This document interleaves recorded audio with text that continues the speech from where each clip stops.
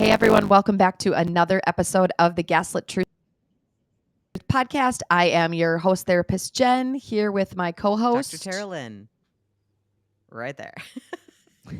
Wrong way, Jen. That's because your camera's turned She's around the here. other direction. Anyway, I know I'm trying doing the fingers wrong. It's got to go this way, right. but I'm going this way.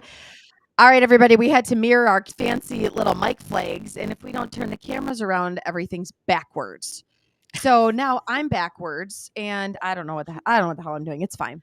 All right, so you guys made it to our podcast today, but we have a very special guest that I'm going to Dr. Terry. Sounds good. So I'm really excited for this guest because she was my very first mentor when it comes to brain health and amino acids.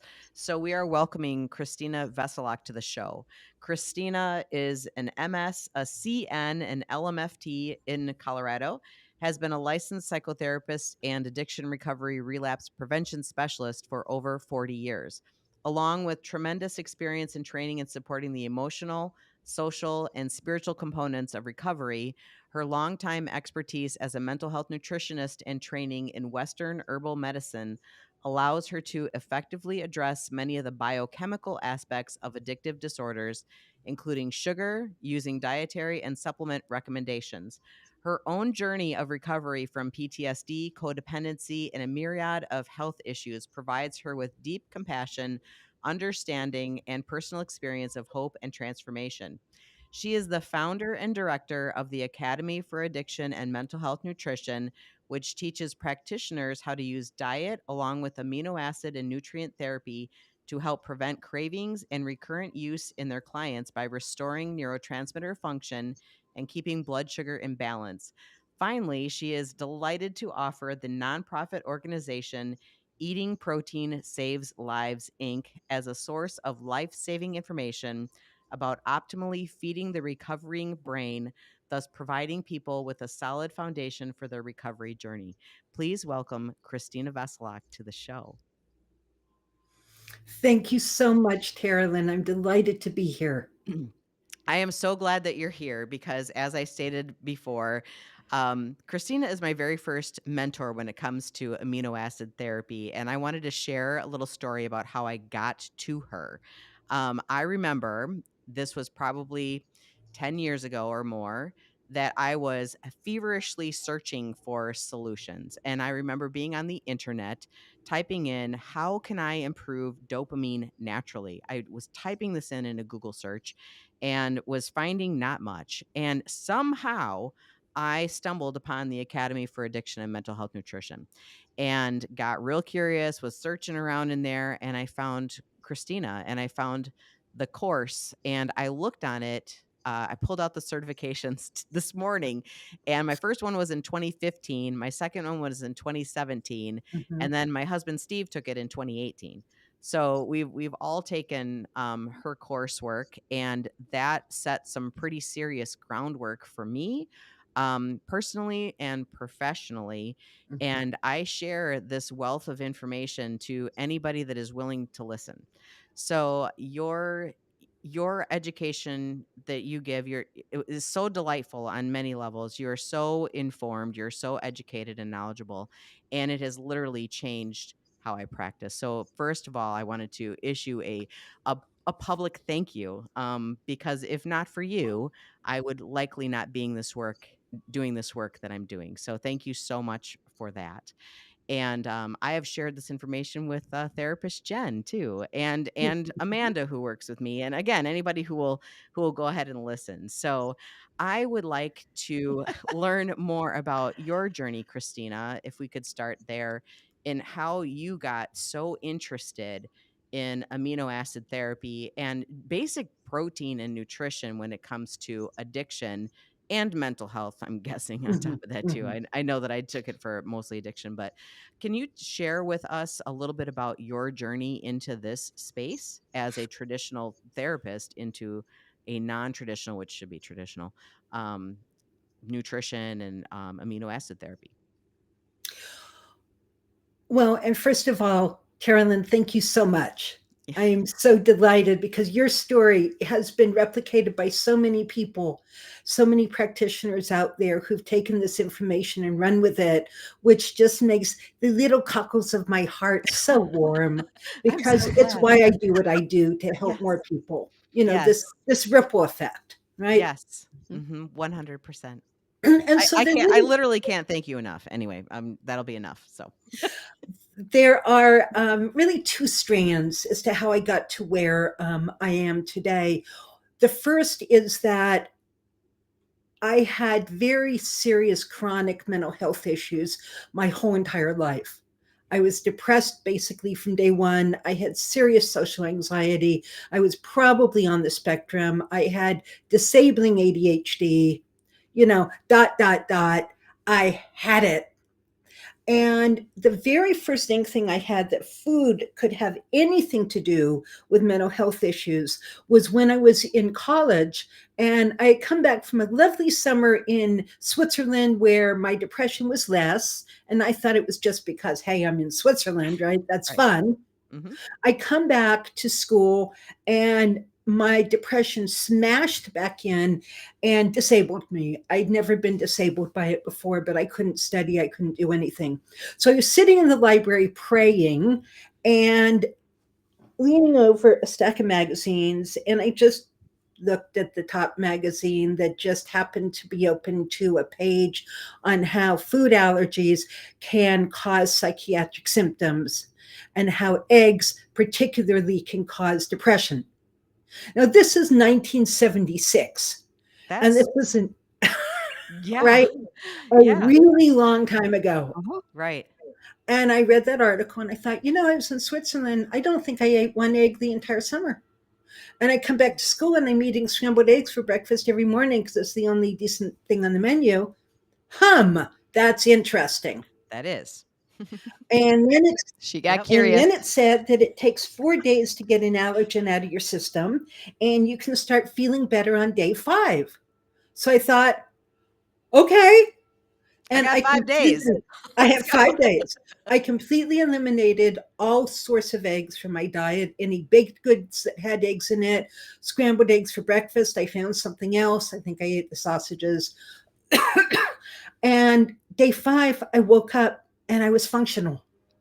I was still depressed, but I was functional.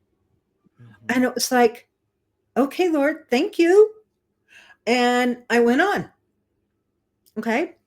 And then by age 30, I am working. I'm working as an addiction counselor. I have a private practice, but I'm barely functioning. I'm exhausted. I'm depressed. I'm, right? Mhm. And I see this little ad in a paper for an outpatient treatment program that uses nutrition. I was in Berkeley, California at the time, and this was about a woman named Julia Ross Oh, yes, who just Julia happened Ross. to practice on the other side of the bay from me. This was just around 1990, so that was also a long time ago. And I made a appointment, went to see her, and met her nutritionist, who shook my hand and immediately said, "Oh, you're hypothyroid because your hand is cold and dry." And it's like, really? And so, as a result of that meeting, two things happened. First, I got introduced to mental health nutrition and amino acid therapy. I started learning from Julia. I met her amino acid rep and started having lunch with him every Friday, Don Tyson. And he taught me the ins and outs of amino acid therapy. It was wonderful. And then I hired her nutritionist to see if she could figure out what was wrong with me. And she did, Oh, least a lot of it, and got me on my healing journey. And I was so impressed by that I went and got the same training as she did.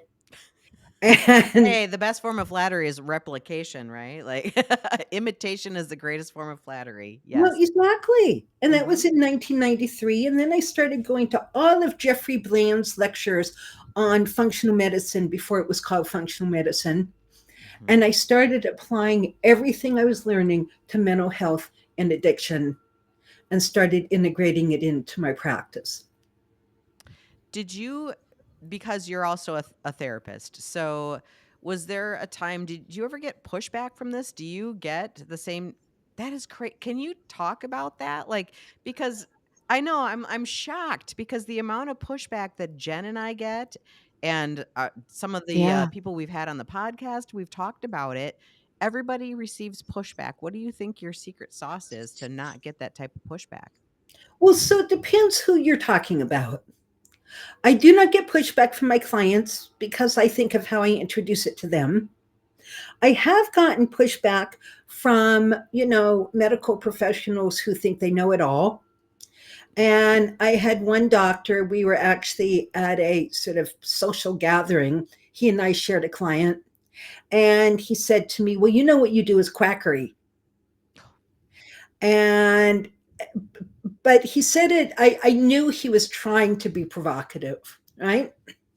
And so I said, you remember that guy? I always forget his name, that doctor who discovered that the reason women were dying after childbirth was because the doctors were not washing their hands after surgery. And he started talking about how you need to actually wash your hands to prevent postpartum death, and how everybody laughed at him and everybody called him a quack. And everybody thought, oh, these highfalutin doctors thought that, he was ridiculous for about 40 years. Yeah. And meanwhile, women kept dying because they now refused to wash their hands It- until we now know that, oh my God, right? So I reminded him of this little story. It's true. And It's relevant. It's very well, relevant. it's Yeah. very relevant. And after that, we had a wonderful conversation. There you go. Ah, There you you just go. put him right in his place.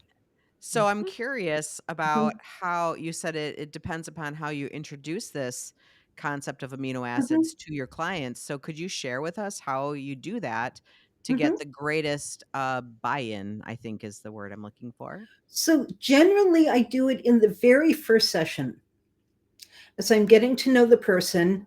Um, Sometimes people come to me because they know that this is what I do, but I've also had clients come to me with like EAP clients or people who had no idea that I do this. And I say, one of the things that I have found in my work and my clients have found is that what we eat and don't eat actually significantly impacts our mood and behavior. And that there are actually over the counter supplements you can take to feed your brain what it needs to function at its best, that can also relieve, depression, anxiety, etc., and can help you avoid medication. Is this something you would like to learn about? I feel like that's the golden question, isn't it? Is Yeah, this something you'd like to learn about? What I if they get say I get no? their permission. I Yeah, get but their permission. what if they say no? Nope, I have no interest. 1%. Oh no. 1%. And it's like, fine, no problem. And then a couple Yeah. weeks, a couple months later, after we have a relationship going and Uh-huh. we've got some trust building, right? Mhm. Then I ask them again. Mm-hmm. And now they know me. Right. And now, especially now, if I don't think it's an issue, I don't bring it up again. But because it's so often an issue for people, this is when I'll bring it up. And one of the ways I do it, so 99% of the time, people actually say, really? You mean you know about that? You can help me with that? They're so excited because they already have an Mhm. inkling, but nobody's ever given them any direction. So the Yeah. fact that they're going to get that from their therapist as part of psychoeducation thrills them. It does. Yeah. It Mhm. it really, really does.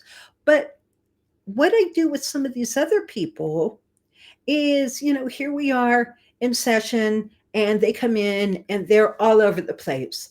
They're labile, they're crying, they're not thinking, they're bouncing off the walls.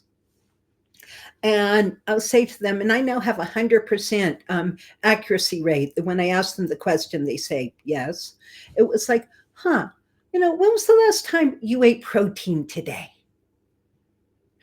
And they'll look at me and they'll either say 7 o'clock this morning, which was 8 hours ago, Mhm. or yesterday, Or is an apple protein? That's all I've eaten today. Yes. Or does And I'll coffee say, count? right. And I'll say, Mhm. is it okay? Again, I'm asking permission. Is it okay if I feed you? And when the first time I do this, they sort of look at me blankly. After I've done this the third time, actually, they come in and say, guess what? I fed myself before coming in.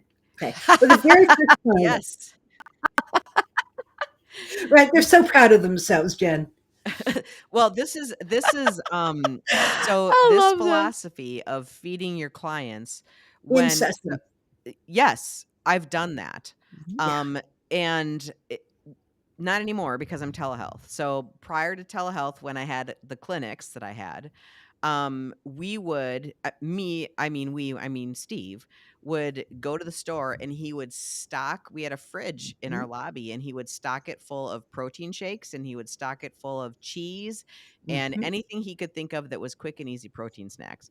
So you would be surprised at how many people would come in, and we had them kind of trained, sit and have a snack before you come in, you know? Exactly. And yes, and so also I learned that question because you taught it to me.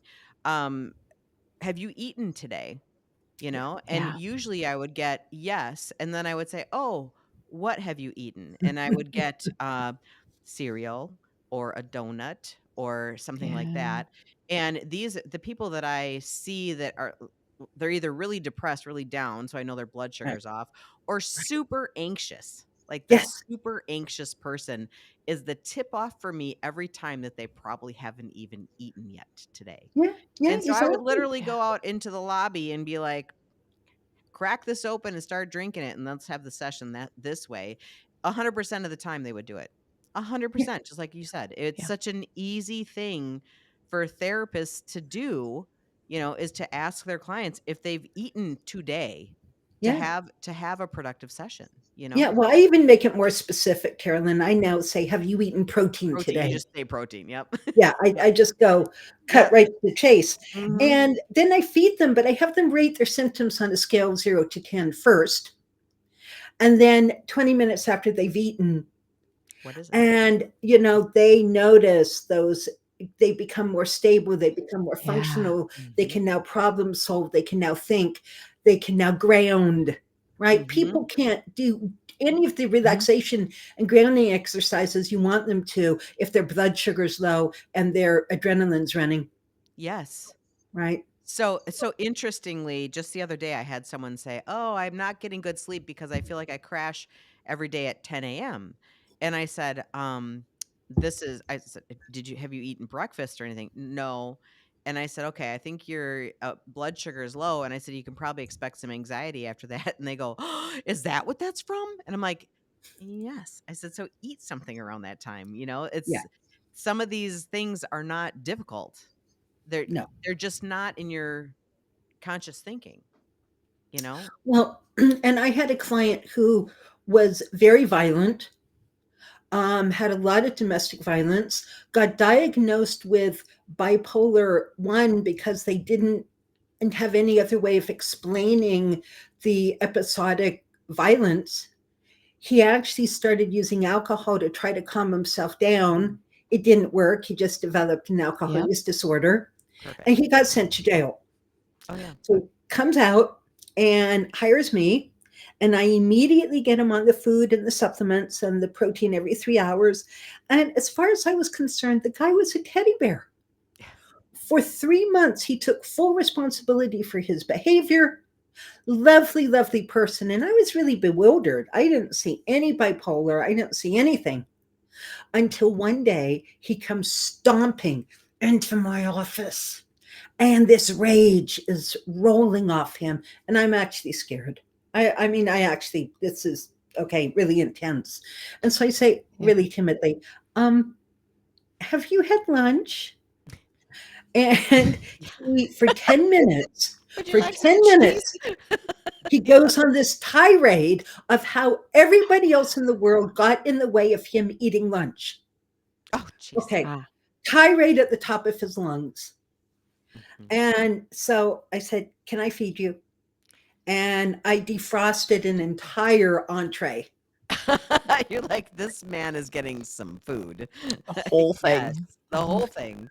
I thought you were gonna say a pot roast, and then you started. I know, that's what I thought. She made him a whole turkey. Exactly.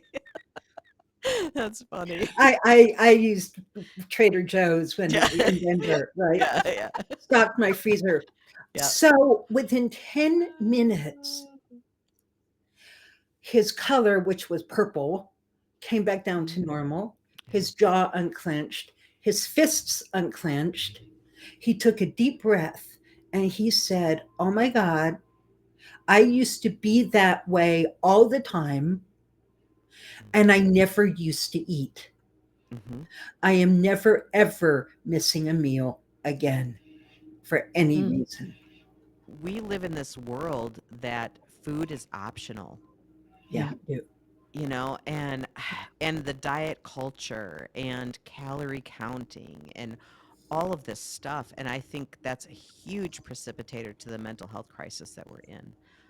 And also the idea that it doesn't matter what you eat as long as you eat. So processed foods and junky things. Like, have you ever been? Mm. There was a eating disorder clinic near me, Hmm? and they would literally put, like, those little bags of chips and stuff. Like, they would have them eat all of that Mhm, crappy junk food mhm, all day long, mhm. in an attempt to not have an eating disorder.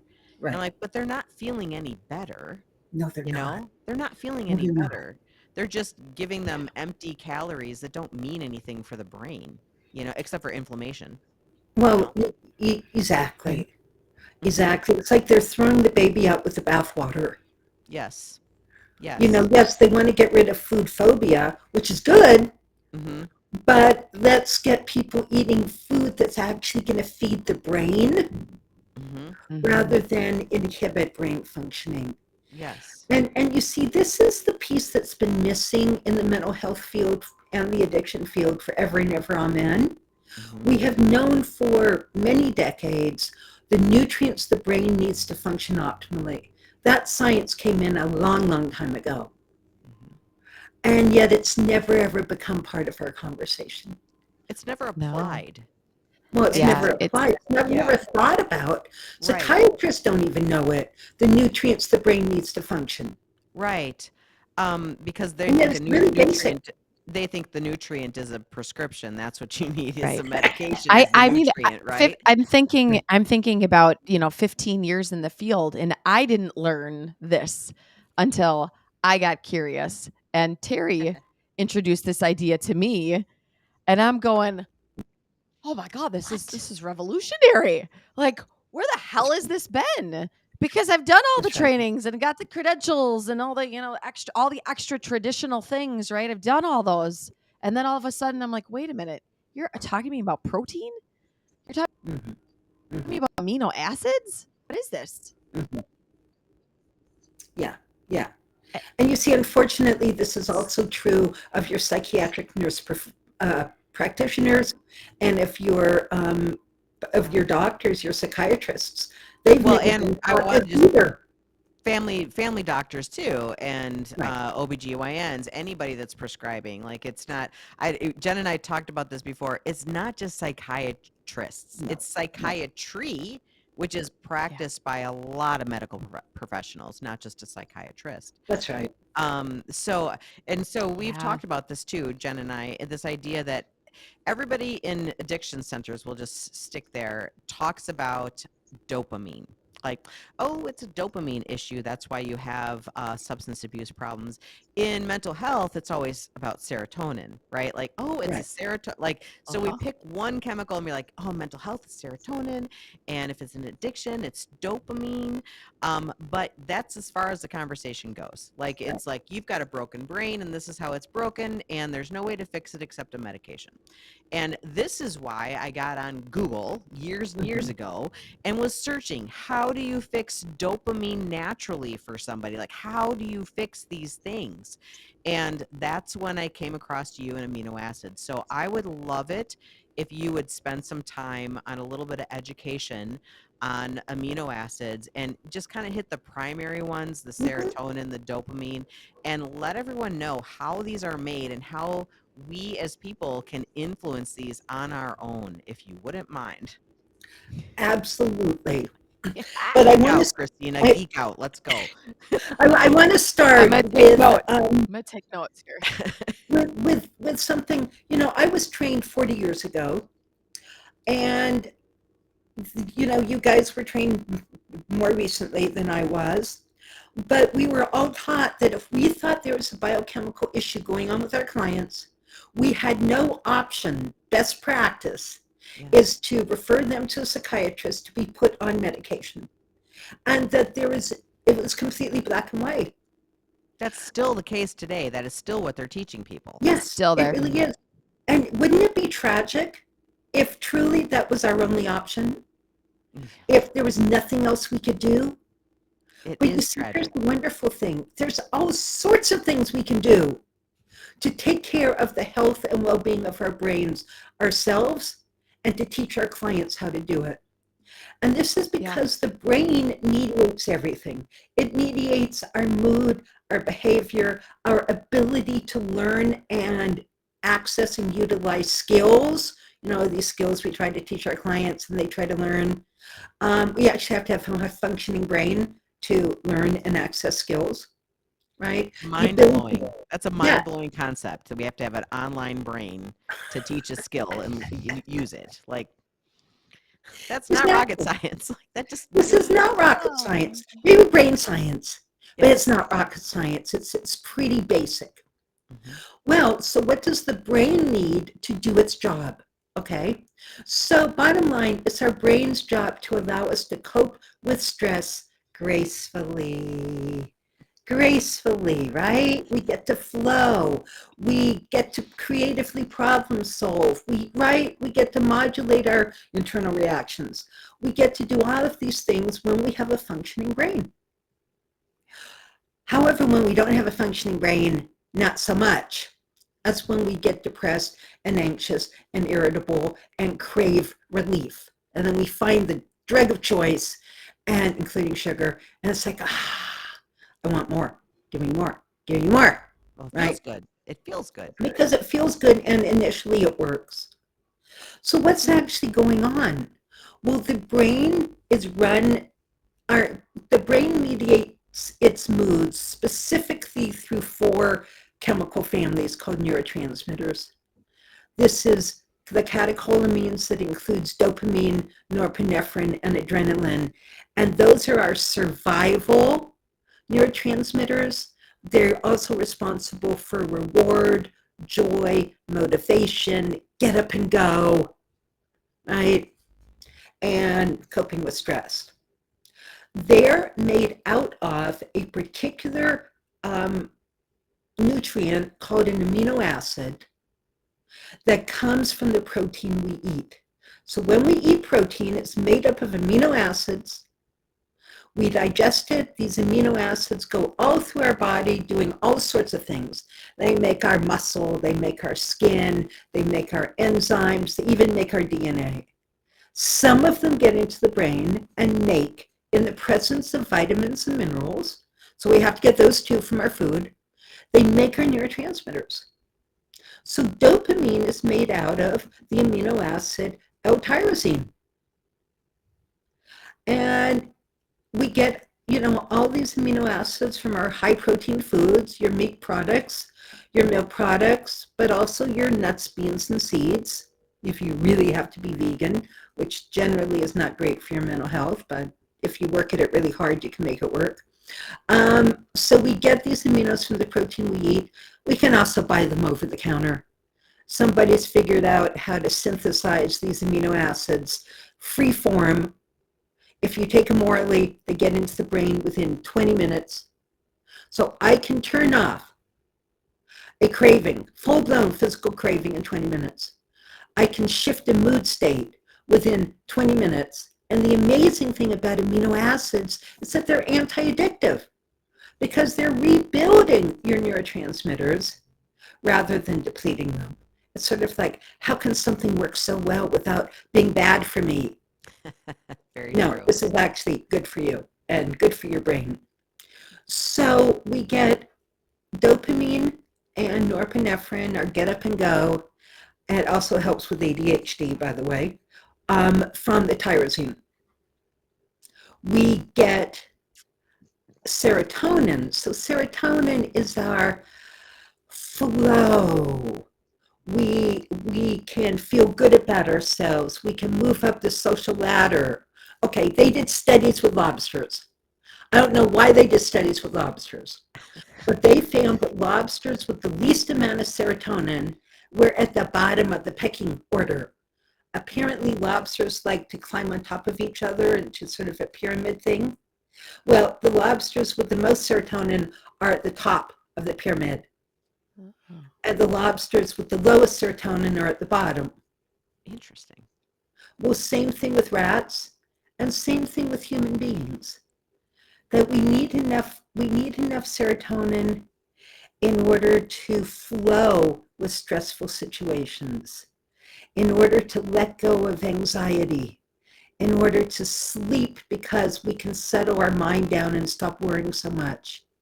We need enough serotonin to feel good about ourselves and to be socially adept, really. And so that's made out of the amino acid tryptophan that we find in food that turns into 5-HTP, that then turns into your serotonin, that then turns into melatonin. Now, a lot of people who have sleep issues turn to melatonin and overdose themselves and their children, and that's a bad thing. That is a bad thing. What's really going on is that they don't have enough serotonin. So we can use either tryptophan or 5-HTP, and different people respond differently to these. You have to be a little careful if you're on an SSRI or other medication, just talk to somebody who knows what they're doing. Um, and 20 minutes, see, aminos work in 20 minutes.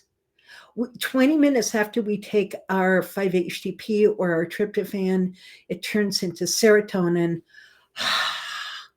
and then turns into melatonin that we can use to sleep at bedtime. Yeah.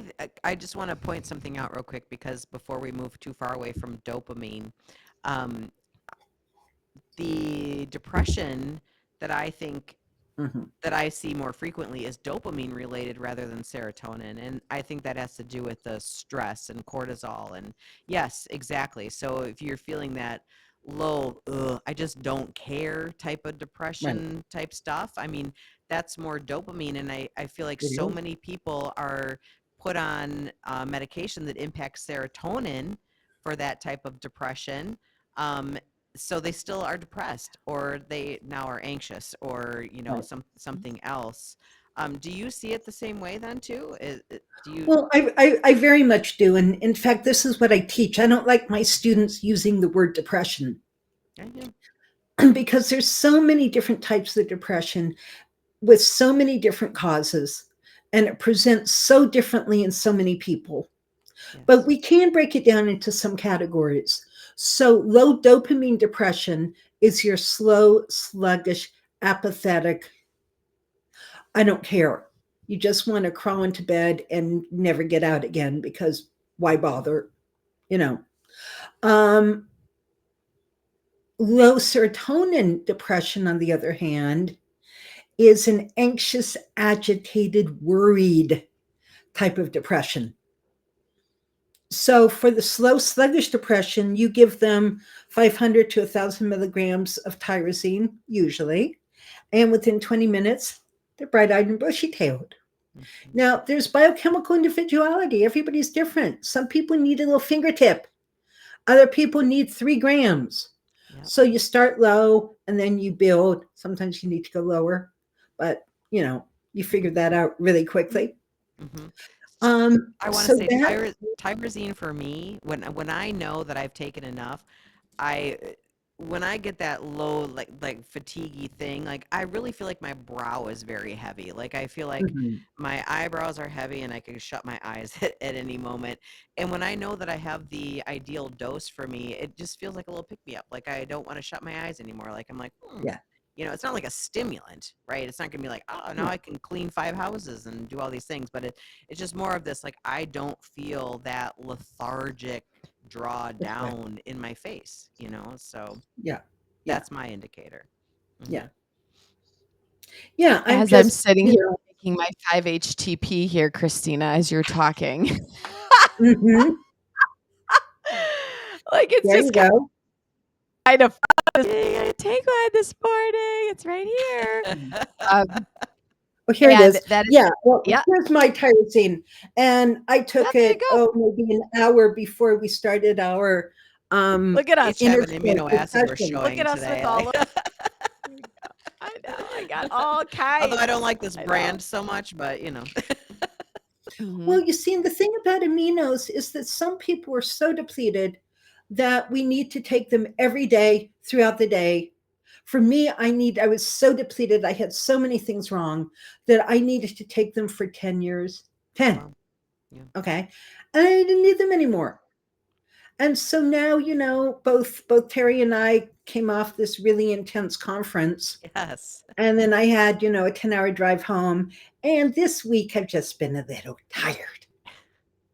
And this morning I woke up early and that was fine. But very quickly it was like, can I go back to bed? It's like, no. And that was when the tyrosine came in. So we can now use it now that we're regulated and our brains are well fed and we're eating good food and we're doing well, right? We're managing our stress. We only need things just like little spots. Yep. Yeah. Yeah. Hmm. And I Yeah. find so Steve is the poster child, my husband, for needing 5-HTP in the winter time. Um, Right. yeah, and so that's when he'll start, and he'll ask for it. He'll be like, yeah, I think I need some 5-HTP now because he understands he gets that irritable, Mhm. seasonal Yep. junk, right? Yes. In Yeah. that time. So he'll start taking 5-HTP over the winter and he'll feel a little bit better Mhm. and stop during the summer and spring, and then he'll start again in the winter if he feels like it. So it is one of these things, and Mhm. that's what I want people to know, that it amino acids are something that we get primarily from our food. So if you are eating a good diet and taking amino acids, eventually you won't have to take the amino acids anymore, or as That's much, right. or as many, Mhm. and you'll Yeah. get in touch with your body to know when that time is. And if you're coming off of a antidepressant or some type of psychiatric medication, it might be longer, that you're going to have to take something to restore that Yeah. balance. But eventually you can pull back and then use them as you need them. But it's interesting because sometimes we all need reminders of what we need. And I want to present the story because when Christina and I were at the IMMH, which is the Integrative Medicine for Mental Health conference this last weekend, and I went to meet her, and I think that was the very first time that I've met you in person. Exactly. It was so much fun. Yes, exactly. And she got to meet my son too. So anyway, I was looking for something because I had such extreme back pain. It was extreme, and I was scared that I wasn't going to be able to fly out the next morning because my back had hurt so bad. I was like, I don't know how I'm going to sit on an airplane. So I went up to Christina and I said, do you have anything? Because I had been chucking down the ibuprofens, way too many. And I was nervous for my liver and all those things. And so I went up to Christina and I said, do you have anything? I was thinking about curcumin or bromelain for pain. And she goes, oh, she has the bottle right now. She goes, you forgot about this. And it is DL-phenylalanine. And I said, for Ah. pain, like for physical pain, and you said for emotional and physical pain. And I was like, give me all of it. Give me it all. Like I want it all right And now. I did. I gave you a handful of She pills. did. She gave me a handful of them and said, take these. And I was like, okay. So I took a couple of them, and my son and I were walking around, and I said, I feel a little better. Like my back feels a little bit better. Mhm. And I took a few more when we had dinner, and then my son and I were dancing that night. And yes, and I thought there's no way I'm going to get out here to be able to dance. We did. I woke up the next morning, zero pain. I had, Christina, I had no pain. And I was like, this can't be true. Like this can't, I didn't take ibuprofen. I just took the DLPA, and I was pain free. Now, does this happen to everybody? Probably not, but I felt like it was a miracle. And but that's the reminder that sometimes you forget about the things that help you until you reacquaint yourself with them again. So I was grateful. And maybe if you would like to talk about the endorphins, that would be kind of nice right now. Yeah. Yeah. Yeah. Okay. So the endorphins are the chemicals in our brain that help us cope with physical and emotional pain. They're sort of our internal opioids. Hmm. And sometimes they get depleted because they are actually require a whole lot of protein in order to be made. And if we're on a low protein diet, or if we've had chronic emotional or physical pain, we use them up. Well, I mean, we use all of our neurotransmitters up in great big gobs if we're under, extra stress. And That's this is why interesting. some people That's just interesting. love their Hmm. opioid medication, or there's Hmm. some people take oxycodone or whatever, after a surgery, and it's like, I don't like it. I can take it and leave it. And other people, it's like, bring it on. Relief, warm fuzzies. Ooh, I like it. Comfort, comfort. And those are the people who end up getting addicted because they need more and more to get the same effect. And their endorphins are running low. So because it's made out of it's a very large, long protein chain, you can't just use one amino acid to remake your endorphins. It's kind of complicated. So a researcher in the 1970s, again, a long time ago, this is not new information, um, created a synthetic amino acid in the laboratory out of something else called D-phenylalanine that actually allows the endorphins to stay active in the brain longer.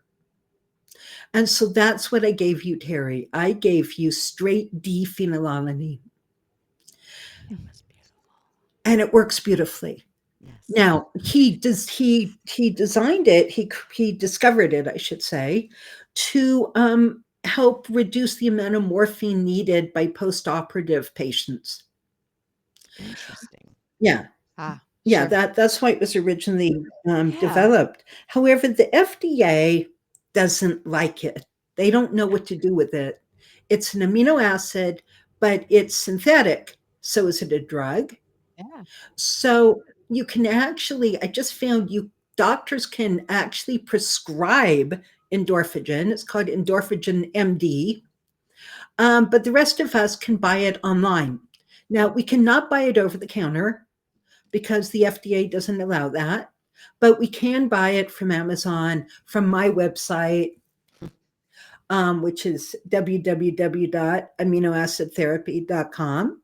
There you go. Um, and you can get it within a couple of days.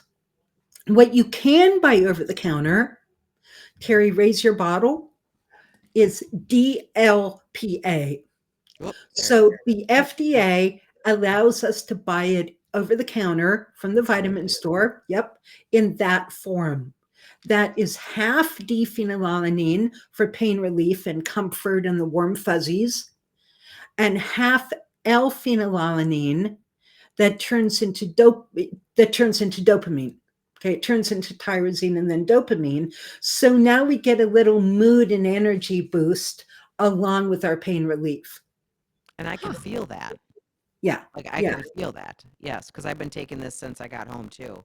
And I definitely can feel that. Like I don't have that sluggish thing. I want to circle back around to high levels of stress deplete all neurotransmitters. Yes. Because Yes. I think that's important for people to know. And then also identifying what stress is, right? Because I think people think about stress as just being the load of things that we have on our plate, right? And we just talked about physical stress as being like pain, Mhm. pain and Yes. inflammation and all of that. So And when I illness. and illness, injury, illness, all those things are Mhm. stress. That's Yeah. inflammation Yes. and yeah, and so I think that's really interesting that stress, and we live in a very high stress load society as it is depleting of your neurotransmitters. Now, I have a question because the chemical imbalance theory of depression and anxiety uh, doesn't hold up. So, how do you account for, amino acids help with all of this? And I know, um, medication causes imbalances. There's a lot of things that cause imbalance, but just by itself, like how do you consolidate that information Okay. with amino acid therapy? Yeah. I think the chemical imbalance theory that, psychiatric symptoms are due to imbalances in our brain chemicals, I think it absolutely holds up and it's absolutely accurate. Where people get confused is they don't realize all of the different things that cause neurotransmitter and chemical imbalance. So, for instance, they're saying, well, because we're now discovering that inflammation can cause depression, that means that it's not a serotonin or dopamine issue. It's an Well, inflammation issue. it's an Yeah. inflammation issue. Well, the fact is, it's still a dopamine and serotonin issue. Why? Because Uh-huh. inflammation interferes in the brain with the conversion of amino acids into neurotransmitters. Okay, we still end up with a deficiency in your transmitters that's now been caused by inflammation. Okay, so then it would be solving that not through medication, but through also solving the inflammation Yeah, and rebalancing the amino acids at the same time. Rebalancing, not changing the structure and function of your no, brain with a no, no, medication, right? no. You just give people more aminos to overcome that little blockage that the inflammation is causing, and it will, while you're working on discovering all of the causes of inflammation and lowering it and taking different nutrients such as fish oil that is neuroprotective and decreases inflammation in the brain, right? So does turmeric and NAC and some other things. Okay. Hmm. So Yeah. we know what to do about inflammation. End result is we decrease inflammation, the brain makes more neurotransmitters. Ta-da. Aren't we happy? Wow, it's like But here's magic. the other thing that a lot of people don't know. Okay. Cholesterol.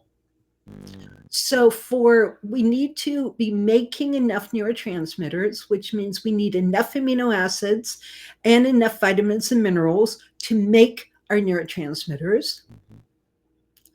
Mhm. We need to make sure there's no blockages in this creation process, like inflammation and heavy metals, because they'll block those pathways. But now they have to get out of the cell into the synapse and be picked up in the next cell. This is a cell membrane issue. So we also have to have functioning cell membranes. Well, what are cell membranes made out of? Cholesterol, omega-3 fatty Mhm. acids, and phospholipids that come from our legumes and our egg yolks and all these things that we've been told are bad for us. Yes. We need all three of those fatty acids in the cell membrane and in the axon. The myelin sheath. Hmm. We don't have any Yep. myelin, we end up with MS. Yeah. Well, so the myelin sheath is also made up of cholesterol. Well, the cardiologists don't appear to know this. Mhm. Okay. I just The, love how you talk. the cardiologists want our cholesterol. They'd, I think, be happy if we didn't have any at all, Yes. Yeah. right? Yes. But the Yeah. fact is, cholesterol is so important in our body that each cell makes it. We make our own Yeah. cholesterol because we have it. And research has found, very solid, very real research has found that the lower cholesterol drops, total cholesterol, it's on your regular medical report every year, drops below 170, the more at risk you are of suicidal depression. So I've read Mm. research about people on statins, Yep, and the increasing rates of depression being on a yep. statin. And that's This the is reason why. why. Yeah. That's the reason why. Well, there's actually three reasons. Hmm. Okay, the biggest reason is because we need cholesterol in the cell membrane and the axon. That the brain just, our neurons just don't work without cholesterol. Okay, bottom line, they don't work. But cholesterol does some other things in the body. Secondly, it creates all of our adrenal and reproductive hormones. Mm. It creates our cortisol. It creates our adrenaline. It creates our testosterone, as well as our estrogen and progesterone. So, guess what happens when those um, chemicals drop? When we have low cortisol and low adrenaline, we're depressed.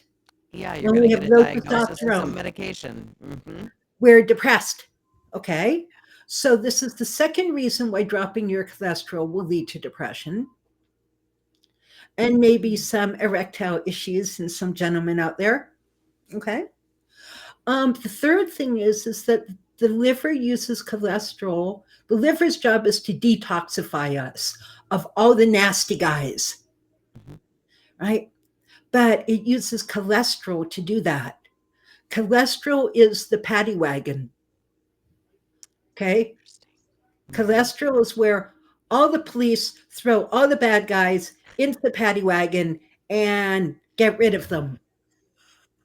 How does it do this?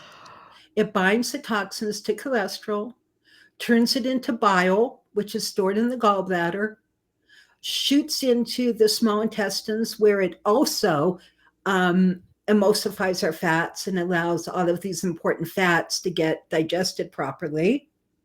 And then it carries the cholesterol, carries the toxins out of our body and eliminates them. So, what happens if we don't have enough cholesterol? We get Mm. this toxin buildup, Interesting. Yep. and toxins make us depressed. Hmm. And there's And yet, medication. Well, there's medication, an SNRI in particularly, that starts with an EFF and ends with an XOR. One of the side effects is increased cholesterol, to Yep. which the answer to that is not to get off the medication, but to introduce a statin. So yes, a lot of people on some of these psychiatric medications end up with high cholesterol, and it's written off as, well, there's high cholesterol in my family, this whole thing. And I'm like, but you're 35. Like, right, what? right. Like, The yeah, body's trying to detoxify itself from the drug interesting. by increasing the cholesterol, is what I think is going on here. I Hmm. mean, that would make sense, wouldn't it? Yeah. But this conversation isn't about making sense, right? If it made sense, everybody would do it, right? So Yeah.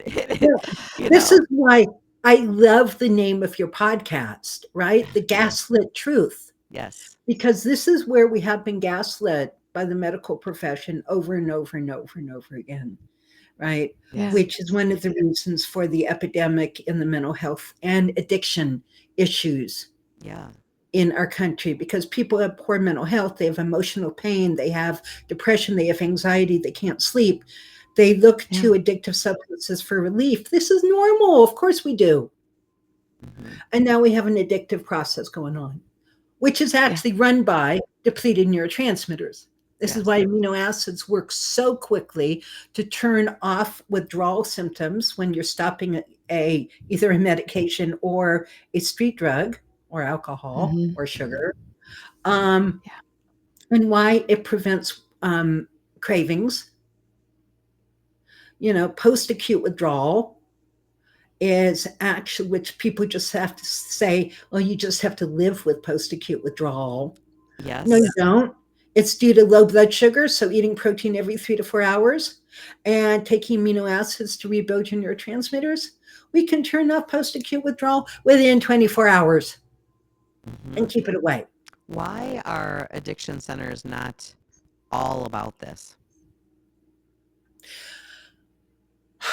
Because well, we have your big chains who are basically run and funded on some way or the other by the pharmaceutical companies, because everybody wants to now put their patients onto medication. Hmm.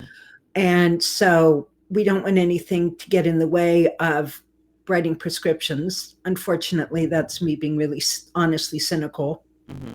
Hey, I live in West Virginia, right, where the opioid companies caused a very, very, very serious addiction problem. Okay, so there's Yeah. precedence here. Hmm. That's one. Some unethical companies, addiction treatment programs. Not all of them by any means, but they exist, and you know, I've they're actually honest about this when you talk to them, that they live off their return offenders. They actually need people relapsing to come back to keep them alive. So they're not actually interested in lowering their relapse rate. And that's really tragic. Hmm. Other people just don't know. Nobody's been taught this. Hmm. I'm one of the few people talking about this in addiction conferences, and maybe you too. No, Hmm. nobody knows this. Nobody's been herded, even though the research goes back to the 50s. Yeah. So many people don't realize that Bill W. himself, he wants to be known more for his work in nutrition and addiction recovery than for helping to found AA. He told his wife Lois this before he died. Yeah. Nobody knows this.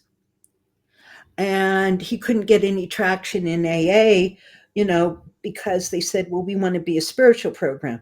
Well, that's great, but that's only one leg of the three-legged stool, right? Biochemical, psychosocial, spiritual. Well, if you only have a one-legged stool, one leg on your three-legged stool, guess what happens? Falls Yeah. over. You fall over. If you have two legs, the psychosocial and the spiritual, you fall over.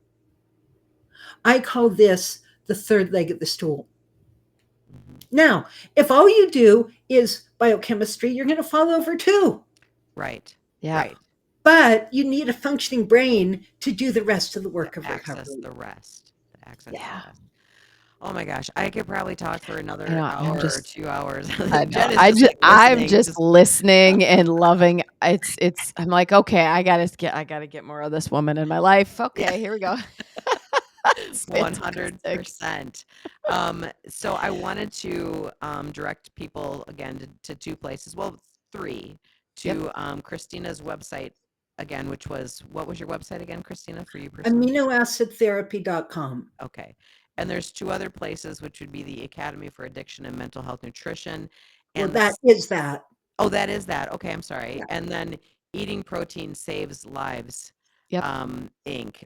Please check. .org. Yep. Yes, yes. Please check that out for Christina. Mhm. It is a simple concept, um, but somehow we overcomplicate the shit out of addiction and mental health. And I love the simple approach of this, that eating protein saves lives, and that's because of the interaction between protein and amino acids and neurotransmitters and blood sugar and all the other things. So check her out with her beautiful work in addiction, and hopefully you'll be just as inspired as I have been with her work, and will continue to share what I know in as many places that I can. So I would like to thank Christina Veselak for coming on here and for changing my life and for changing my practice.